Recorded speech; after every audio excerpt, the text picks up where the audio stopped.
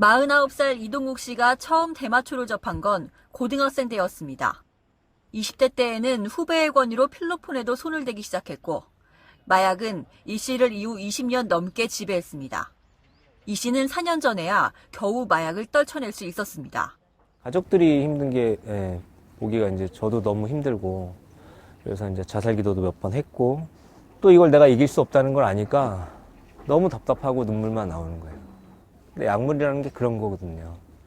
어린 시절 접한 마약을 끊기까지 수십 년이 걸린 건데 문제는 최근 온라인으로 마약 유통이 활성화되면서 이 씨처럼 10대와 20대의 마약을 경험하는 일이 크게 늘고 있다는 겁니다. 온라인을 이용한 마약류 거래 사범은 올해 전체 마약 사범의 20%를 넘어섰고 10대와 20대의 비중도 지난해 1,500여 명에서 올해 2,300여 명으로 50% 넘게 늘었습니다. 특히 SNS는 마약 확산을 부추기는 통로가 되고 있습니다. 일반인들이 마약을 접하기란 그리 어려운 일이 아닙니다. 제가 유명 SNS에 마약과 관련한 검색어를 입력했더니 이렇게 마약 거래를 원하는 사람들의 게시글과 함께 인증 사진까지 올라와 있습니다. 대부분 아는 사람들이었는데 또 교도소 안에서 서로 알게 돼서 이렇게 해서 거래를 하게 됐다면 단어만 검색을 하면 쫙 전화번호까지 다 나와서 바로 전화해서 송금만 하면 오늘 바로 모든 게 이루어지는 그런 세상이다 보니까 마약 거래가 확산하면서 공항이나 항만을 통한 마약 밀반입도 더욱 늘어나는 상황. 마약류 밀반입량은 2016년 38kg 정도였는데 지난해 무려 290여 kg에 달했습니다. 캐리어 가방에 별도 이중 공간을 만들어서 은닉하는 경우가 대다수이고요.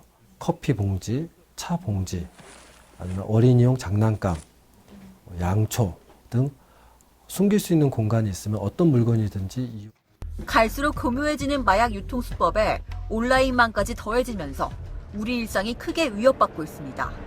연합뉴스TV 이진우입니다.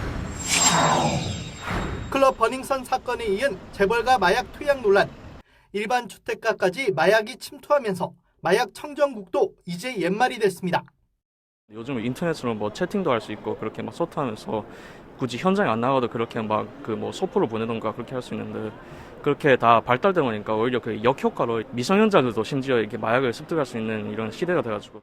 이에 검찰은 일선 검찰청의 국제마약조직 추적수사팀과 암흑 경로인 다크웹 전문 수사팀을 신설하는 등 수사를 강화하고 있습니다. 한때 마약청 신설이 논의되기도 했습니다. 대규모 마약 거래의 배후 세력을 추적하고 사이버 공간을 이용한 마약 유통 사범을 단속하는 전문 수사팀을 신설하였습니다. 하지만 정재계 인사 자녀들과 연예인들이 잇따라 집행유예를 선고받으면서 마약 사범에 대한 처벌은 여전히 솜방망이 수준이라는 지적이 나옵니다. 현행법상 마약 사용자는 징역 1년 이상, 제조 판매자는 무기 또는 징역 5년에 처해집니다. 하지만 액상 대마를 밀반입한 이재현 CJ그룹 회장의 장남 선호 씨는 징역 3년에 집행유예를 선고받았고 모든 분들께 정말 죄송한 마음입니다. 홍정욱 전 한나라당 의원에 따른 1급 마약인 LSD를 흡입하고 밀반입했음에도 집행유예를 받아 검찰이 항소했습니다. SK와 현대가 3세, 가수 겸 배우 박유찬, 방송인 로버트 할리 등도 잇따라 형 집행을 유예받았습니다. 대검찰청 마약류 범죄백서에 따르면 1심에서 집행유예를 선고받는 경우는 40%가 넘습니다. 반면 징역 10년 이상 중형을 선고받은 경우는 0.0004%에 불과합니다. 마약 처벌을 좀 더 강화해야지 그 제2차, 3차의 범죄도 예방할 수 있을까 저는 생각하고 있습니다. 외국의 실제 예보다 우리나라 법정형이 낮으면 오히려 우리나라의 마약 범죄가 늘어날 가능성이 있기 때문에 엄중한 처벌과 규제가 필요한 상황입니다. 마약 범죄에 대한 양형 기준 자체가 국민적인 법 감정에 못 미쳐 이를 상향해야 한다는 지적입니다. 연합뉴스TV 김동욱입니다. 많은 분들께 정말 심려 끼쳐드린 거 정말 진심으로 다시 한번 사과드리고 싶고요. 앞으로 사회에 많이 봉사하면서 열심히 정직하게 노력하겠습니다. 지난 7월 마약 투약 혐의로 구속 기소됐다가 집행유예를 선고받고 풀려난 가수 겸 배우 박유천 씨. 재판부는 마약을 끊는 기회를 줘야 한다며 보호관찰과 치료 명령을 내렸습니다. 지난해 박 씨처럼 재판에 넘겨졌다가 집행유예를 받은 마약사범은 40%가 넘고 벌금형까지 합하면 전체의 절반 정도는 징역형을 면했습니다. 처벌보다는 치료가 우선이라는 판단입니다. 그러나 작년 기준으로 우리나라의 마약류 사범 3명 가운데 1명은 다시 마약에 손을 대는 상황입니다.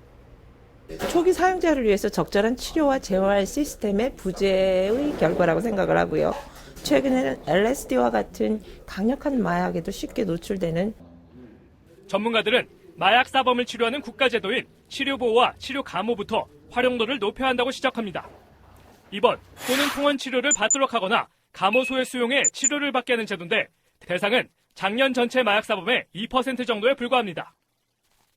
마약 사범을 치료의 대상으로 봐야 한다고 입으로는 외치지만 여전히 범죄자로 보는 인식이 팽배하기 때문입니다. 현행법상 치료 감호와 치료 보호라는 제도가 있지만 실제로 검찰에 이를 마약 사범에게 청구하는 경우는 매우 드뭅니다. 마약 사범들을 치료한다는 차원에서 해당 제도들을 적극 활용할 필요가 있습니다. 여기에 마약 치료 시설마저 예산 부족으로 환자를 받지 못해 지정병원 이름을 반납하거나 치료를 하지 않고 있는 상황입니다. 2016년 6천여만 원이었던 한 해 마약 중독자 치료 예산은 차츰 증가하는 추세지만 2억 원을 넘었던 10년 전과 비교하면 턱없이 부족한 수준입니다. 현재 중독자를 치료하는 병원도 얼마 되지 않으면 그마저도 서비스를 중단하고 있는 상황입니다. 사실 마약사범 재활 방지를 위해서는 치료제할 예산이 대폭 확충이 필요합니다. 흔히들 마약 범죄를 재범과의 싸움이라고 부릅니다. 하지만 중독 치료와 재활을 위한 시스템은 여전히 개선해야 될 부분이 많다는 게 우리의 현실입니다. 연합뉴스 TV 박준영입니다.